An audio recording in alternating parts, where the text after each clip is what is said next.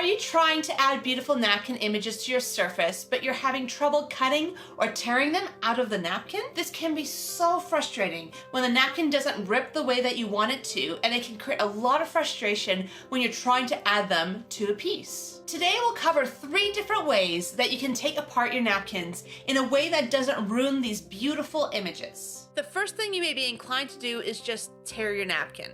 We tend to do this step after we've already removed those 2 backing layers of napkin. This leaves us with that thin printed napkin piece. If you want to tear your napkin, it does work, but the key is to get a good tear. When I was first working with napkins, this is the way I used to take apart my napkin images. I found it frustrating and difficult because the paper wouldn't always tear the way I wanted it to. I found it very finicky work. It's simple to do, but not super easy to control. One thing you can do is put your hand down on the surface of the image that you want to tear around and then tear. That sometimes helps, but again, you're not going to get the same level of control that you're looking for. But then I learned a new technique, adding water to the napkins around the image that you'd like to isolate. Start by adding water to a small paintbrush and add the water around the image that you'd like to cut out. I tend to leave at least 1/8 to 1/4 inch around the image. The water will bleed out a bit, so this way you don't soak the image that you're trying to remove. But if you do find that you soak the image, just let it dry and try again. If you try to rip around the image while that image is wet, you're probably going to end up ripping your image. To get the best results with this technique, gently drag the paintbrush, but don't add any additional pressure.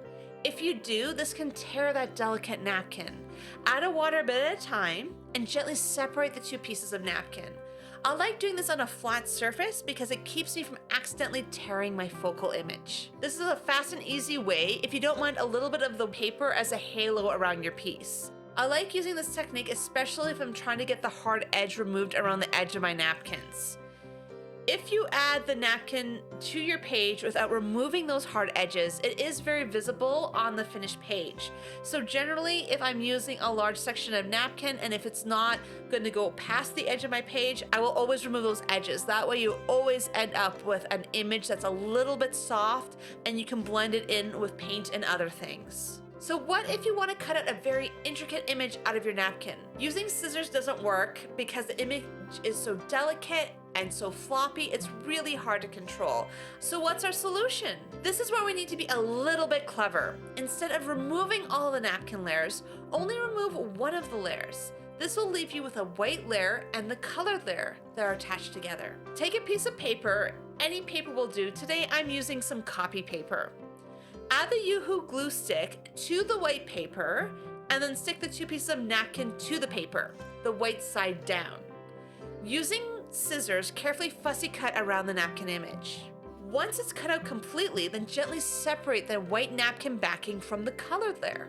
This will give you a beautiful fussy cut image with no white border to add to your project. It is a very easy and way less frustrating way to cut detailed images out of any napkin. This is a great way of creating crisp, delicate images where you don't want any of that paper to show. And this is something that I only do when I want to have a very strong fussy cut of just that particular image. So if you'd like to see how you can use these isolated and cut out images all in one project, check out this video next.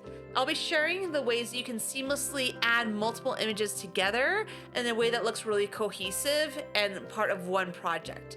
I'll see you in the next video.